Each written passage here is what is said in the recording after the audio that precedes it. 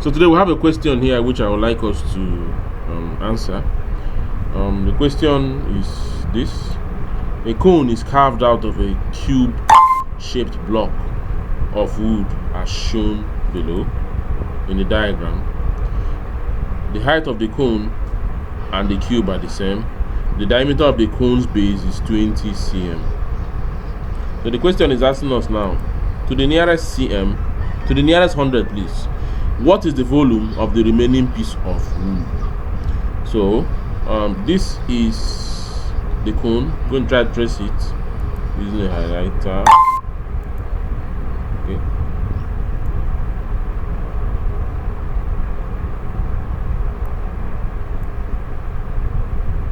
So this is the cone, and of course this circle is part of the cone.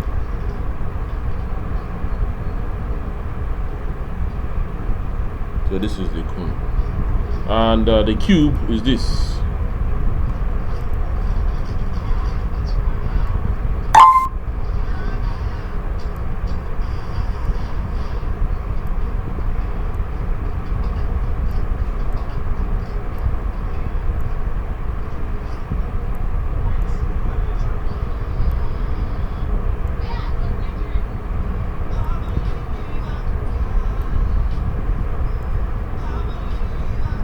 So that's the cube. So I've traced them out. So the figure with the blue layout is the cone, while the figure with the red layout is the cube. So now the question is asking us to find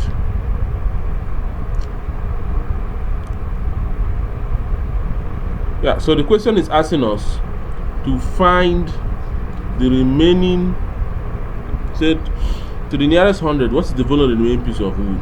So what the cone is carved out of a wood in the shape of a cube. That's what this question is all about. So we have wood in the shape of a cube. This red line is wood, and then a cone is carved out of it. So they're now asking us, when you carve this cone out of this cube, what is the remaining what is the volume of the remaining piece of wood from the cube? So you have a cube, you carve out a cone out of it. That remaining piece of wood now from the cube, what is the volume? To find the volume of something remaining, you would have to get the volume of the entire shape before get the volume of what was removed from it. When you subtract the two, volume of remaining wood here, and what is it equal to?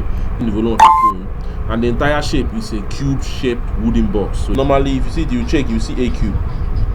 The volume of a cube, they will call it a cube.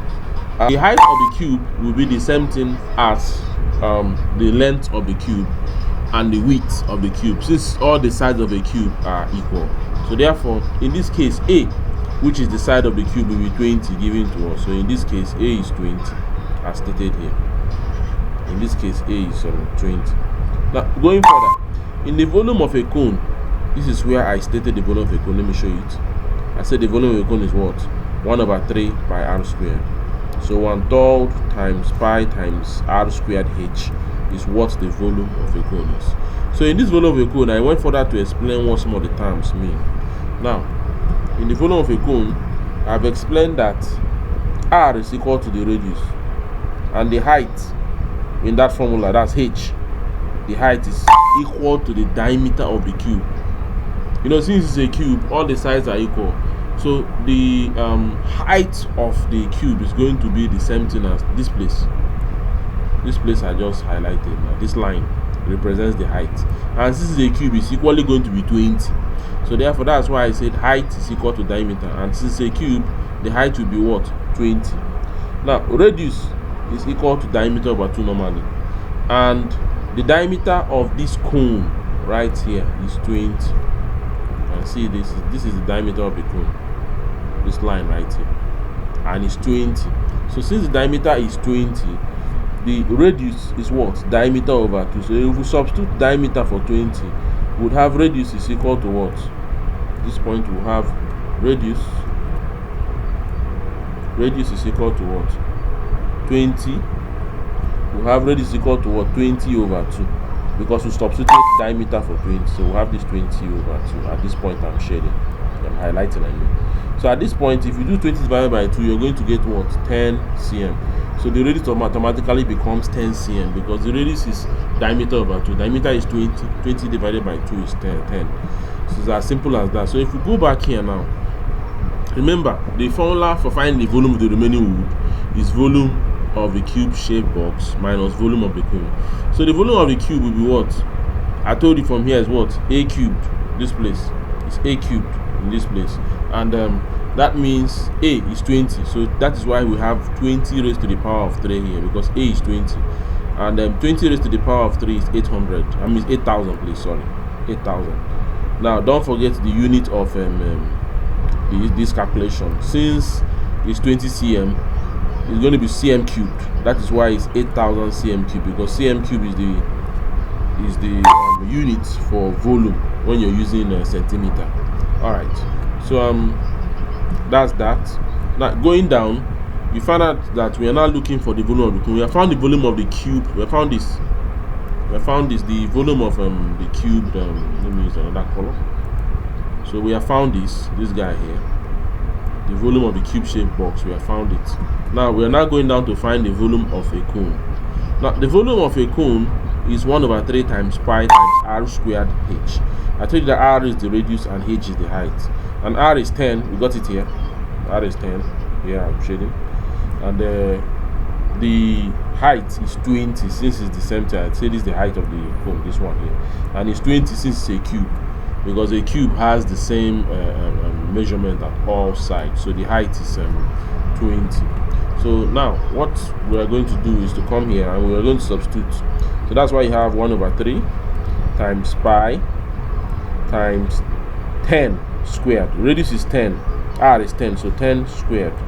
So I have 10 squared here, then times the height. The height is what? 20, so times 20. So if you simplify this, you will get 2,000 pi over 3 cm cube. But I told you it's volume, so the unit is going to be cm cube. And if you simplify this, you're going to get this guy, 2,000 pi. This guy right here, 2,000 pi, and then the cm cube. This is what you get. So this right here, 2,000 pi over 3 cm cube, represents the volume of the cone. So what do? We go down. Now we're here now. So volume of remaining piece of wood will be equal to what? The volume of the cube-shaped box, which is 8,000, represented here, minus volume of cone, which is 2,000 pi over what? Over 3. If you subtract this and solve using a calculator, you will get 590.61 cm cube. This is what you're going to get. If you use a calculator. Please don't go and use pi for 22/7 or 3.14. Use a calculator so that it will use the possible full value of pi that the calculator have, so that you get the exact answer they got. So if you go back to the question now, and you look here, you will see option A, B, C, and D. Now A is exactly what we got. Option A is let me highlight that. Use another column, use brown. So option A is this, 5905.61 cm cube, and that's what we got. Look at it here. This is what we got. Sorry. This is what we got.